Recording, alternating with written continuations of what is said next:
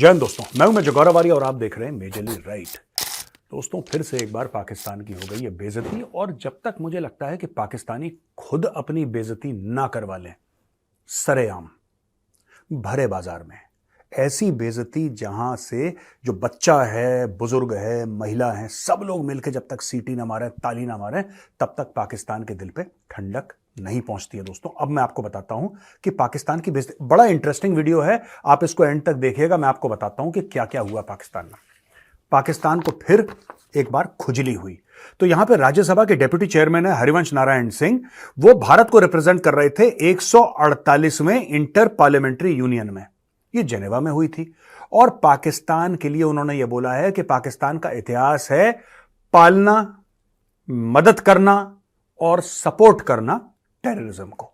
इसके पहले पाकिस्तान को खुजली हुई और पाकिस्तान ने भारत की डेमोक्रेसी के ऊपर टिप्पणी कर दी। भारत पाकिस्तान की डेमोक्रेसी पर टिप्पणी करे, ये तो यही बात है कि हड्डी खाने वाला कुत्ता ये बोले कि भाई मैं तुम्हें बताऊंगा कि 56 भोग कैसे बनता है। यहां पे रबड़ी होनी चाहिए, यहां पूड़ी होनी चाहिए, यहां पे सब्जी होनी चाहिए, यहां दाल होनी चाहिए, यहां पे और अनेक सब्जियां होनी चाहिए, यहां पापड़, यानी कि हड्डी खाने वाला एक कुत्ता यह बताएगा सेठ को कि सेठ 56 भोग ऐसे बनता है। जब मैंने खबर पढ़ी तो मुझे पहले हंसी आई, लेकिन मैंने बोला हंस बाद में लूंगा, पहले इनकी क्लास ले लूं पाकिस्तानियों की। देखिए दोस्तों, पाकिस्तान को इसी डेमोक्रेसी के चलते जूते पड़ते हैं। कौन मारता है? पाकिस्तान की फौज। कौन मारता है? आपका भाई। हम सब लोग मिलकर पाकिस्तानियों के जूते मारते हैं। लेकिन इससे बड़ी कहानी है यहां पे। वो कहानी यह है कि पाकिस्तान डेमोक्रेसी के ऊपर, वो भी भारत की डेमोक्रेसी के ऊपर, एक ऐसा देश जिसके यहां चार डिक्टेटर रहे, चार डिक्टेटर, जिन्होंने, हर एक डिक्टेटर ने पाकिस्तान के आईन को, पाकिस्तान के कॉन्स्टिट्यूशन को, पाकिस्तान के संविधान को अपने बूट के नीचे कुचल दिया, बूट के नीचे। और इनके संविधान को यह बोला कि यह तुम्हारे संविधान की औकात है, यह औकात है। जियाउल हक ने तो बोला था, उसका बड़ा फेमस स्टेटमेंट है कि यह कॉन्स्टिट्यूशन क्या है, क्या है संविधान पाकिस्तान का, फाड़ के डाल दूंगा डस्टबिन में, 2 कौड़ी की औकात नहीं है तुम्हारे संविधान की। वो पाकिस्तान डेमोक्रेसी की बातें कर रहा भाई साहब, ठीक है। इसके अलावा आज की तारीख में पाकिस्तान में चुनाव होते हैं, पूरे चुनाव फ्रॉड, पूरी धांधली। इमरान खान को बनना था, बना किसी और को दिया। यह पाकिस्तान की इतनी औकात हो गई कि बाहर जाके भारत की डेमोक्रेसी के ऊपर ये लोग सवाल, मतलब मुझे तो यार बड़ी अजीब सी कॉमेडी नहीं लगती है आप लोगों को? अगर कॉमेडी लगती है तो लिखिए कमेंट्स में कि हाँ साहब, हमें भी कॉमेडी लगती है, हमें भी कॉमेडी। ये पाकिस्तानी मुंह कैसे खोल लेते हैं यार? मतलब मांगने के लिए मुंह खोलें तो समझ में आता है, वो तो उनका नेशनल कैरेक्टरिस्टिक है। इसके अलावा मुंह खोल कैसे लेते हैं? अब ये देखिए, लेट मी रिमाइंड यू। अब देखो, ये हरिवंश नारायण सिंह जी ये कह रहे हैं, ये डेप्यूटी चेयरमैन हैं हमारी राज्यसभा के, भारत के, ये कह रहे हैं, लेट मी रिमाइंड यू, मैं आपको याद दिलाता हूं कि जो ग्लोबल चेहरा था टेररिज्म का, यानी कि पूरे विश्व का जो एक चेहरा माना जाता है टेररिज्म का, ओसामा बिन लादेन, वो पाकिस्तान में पाया गया। और पाकिस्तान के पास ये रिकॉर्ड है of hosting one of the largest numbers of terrorist groups proscribed by the UN security council. यह भी पाकिस्तान को एजाज हासिल है। यह भी पाकिस्तान के लिए बहुत बड़ा ऑनर है दोस्तों कि सबसे ज्यादा आतंकवादी, यूनाइटेड नेशन सिक्योरिटी काउंसिल जिनको आतंकवादी बोलता है, सबसे ज्यादा पाकिस्तान में पाए जाते हैं। पूरा देश उनका टेररिज्म में बिलीव करता है। ये गजवा हिंद क्या है? ये टेररिज्म है। ये जिहाद क्या है? ये टेररिज्म है। ये टेररिज्म है। ये किसी हदीस का हवाला देके ये सब चूरन खिला के दुनिया को कन्विंस करते हैं कि जायज है, लेकिन नहीं है। दुनिया टेररिस्ट मानती है, मुंह पे बोलती है। इसीलिए इनके प्रधानमंत्री की पैंट इमिग्रेशन के सामने खोली जाती है। इनके प्रधानमंत्री की पैंट खोली जाती है। ये फोटोग्राफ दिखाइए जरा एडिटर साहब, इनके प्रधानमंत्री की पैंट खोल रही है। ये देख रहे हैं आप? ये बेल्ट बांध रहा है इनके प्रधानमंत्री की। वो कह रहा है मैं पाकिस्तान का प्रधानमंत्री हूं। कहता है कहां का? कर जी पाकिस्तान का प्रधानमंत्री। कह रहा बेटा अब तो तेरी पैंट खुलेगी। पहले हमने सोचा कि सिर्फ तेरी चेकिंग करें, लेकिन तूने नाम पाकिस्तान का लिया, सबसे पहले पैंट डाउन। जैसे तुम्हारी फौज की हुई थी 1971 में, पैंट नीचे। उसने पैंट नीचे करी। कह रहा अब ठीक है, कोई बम बारूद नहीं है इसके पास, ठीक है तुम जा सकते हो। ऐसे बेइज्जत, ऐसे जलील होते हैं, फिर इनके मुंह खुलते हैं, पता नहीं क्यों। अच्छा जी, एक खबर मैं आपको सुना दूं, फिर हम एनालाइज करेंगे बाकी चीजें। देखिए, ऐसा है कि पाकिस्तान में पीएनएस सिद्दीक है, नेवल एयर स्टेशन इन तुर्बत, इसके ऊपर भारी हमला हो गया।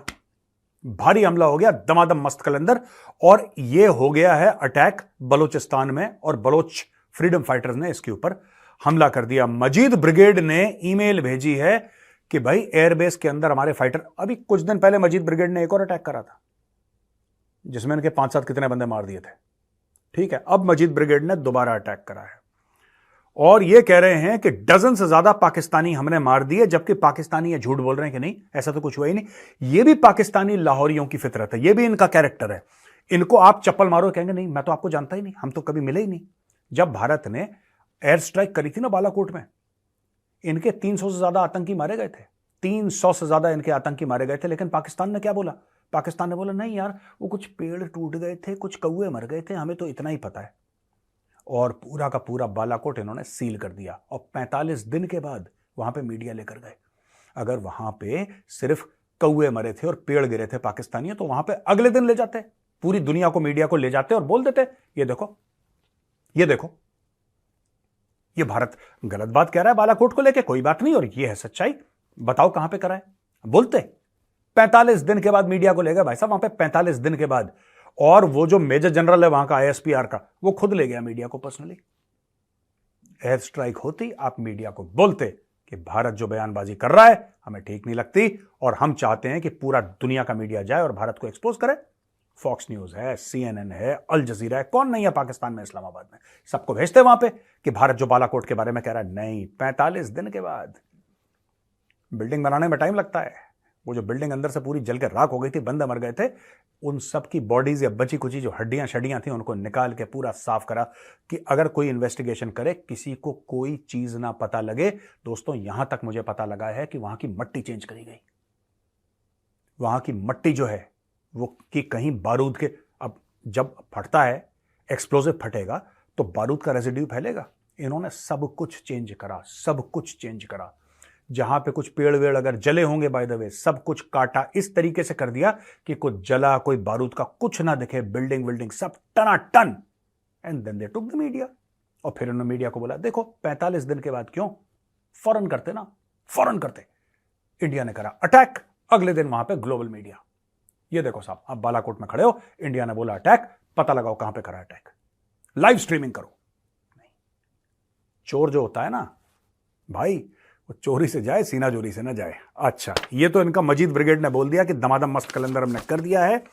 और यहां पे फिर से बात कर रहे हैं ये अफगानिस्तान से। क्यों बात कर रहे हैं? देखो, पाकिस्तान की कॉमर्स मिनिस्ट्री का डेलीगेशन है, ये काबुल जाने वाला है और ये कह रहा है कि भाई काबुल के साथ हमें ट्रेड करनी है, हमें अफगानिस्तान के साथ ट्रेड करनी है, राइट। अब देखो, ये talks come amidst efforts by both sides to normalise relations और charge d'affaires. Sardar Shakeeb Ahmad, ये अफगान चार्ज दी अफेयर्स है, ये कहता है कि इसने अफगान ऑफिशियल्स को ब्रीफ करा है मीटिंग में इस्लामाबाद में और बोला है कि हम ये करेंगे। अब ये हुआ क्यों, पहले ये जान लो भैया, ये हुआ क्यों, क्यों पाकिस्तान को इतनी खाज हुई, क्यों पाकिस्तान को इतनी खुजली हुई कि अफगानिस्तान के साथ हमने ट्रेड करनी है। आपको पता है बात भाइयों? बात यह हो गई कि अफगान तालिबान ने बोला कि हम $35 मिलियन डाल रहे हैं चाबहार पोर्ट में। चाबहार पोर्ट किसका है? आपका और हमारा, इंडिया का है चाबहार पोर्ट। चाबहार पोर्ट में 35 मिलियन, इनका गला सूख गया। इनका गला क्यों सूखा? इनका गला इसलिए सूखा क्योंकि अफगानिस्तान लैंडलॉक्ड है, यानी कि अफगानिस्तान का कोई भी बॉर्डर, कोई भी छोर अफगानिस्तान का समुंदर से नहीं लगता, यानी कि पानी के जहाज अफगानिस्तान में नहीं जा सकते। तो दो ही जगह से जा सकते हैं भाई। अगर पानी के जहाज से आपको अफगानिस्तान सामान भेजना है तो आपको दो देश चाहिए, ए ईरान, बी पाकिस्तान। दो ही देश हैं, या तो ईरान या तो पाकिस्तान। ईरान में यह प्रॉब्लम है कि 1979 से ईरान के ऊपर सैंक्शन है भाई, 1979 से सैंक्शन है ईरान के ऊपर, यानी कि ईरान को कोई पसंद नहीं करता, सब लड़ते रहते हैं, ईरान सबसे लड़ता रहता है, ईरान का बेड़ा गर्क है। यानी कि ईरान के साथ अगर आप डील करोगे तो आपके ऊपर फिर अमेरिका नाराज हो जाएगा। तो दूसरा ऑप्शन क्या है? पाकिस्तान। यही पाकिस्तान का गेम है। लेकिन अफगान तालिबान से मिले कौन? Mister JP Singh. और जेपी सिंह साहब कौन है? एक सीनियर डिप्लोमेट है मिनिस्ट्री ऑफ एक्सटर्नल अफेयर्स के। जेपी सिंह साहब गए अपने डेलीगेशन के साथ, भारतीय विदेश मंत्रालय के कुछ लोगों के साथ गए, तालिबान से मिले काबुल में, और तालिबान को बोला कि जी ये जो है ना पोर्ट हमारा चाबहार, जो भारत ने बनाया, वो आपका है, इस्तेमाल करिए। तालिबान ने बोला वल्ला हबीबी, हम इस्तेमाल करती। अब ये देखो ना यार, ये जो अफगान तालिबान है और ये जो पाकिस्तान है, ये आपस में ट्रेड की बात, पाकिस्तान चाहता है कि दोनों में ट्रेड की बात हो जाए। ये कैसे होगी ट्रेड की बात? आपने सोचा है ये आपस में एक दूसरे को देंगे क्या? अफगान तालिबान बोलेगा कि वल्लाह हबीबी, हमारे पास बम होती, हमारे पास गोली होती, हमारे पास असला होती, हम तुम्हें ये देती, तुम हमें क्या देती? पाकिस्तान कहता है कि असी धोखा देती, असी फरेब देती, असी फ्रॉड देती। ये गेम दोनों के बीच में चल रहा है। फिर अफगान तालिबान कहता है कि ठीक है, जिसके पास जो होती वो देती है जी। समझ लीजिए गेम क्या चल रहा है पाकिस्तान और अफगानिस्तान के बीच में।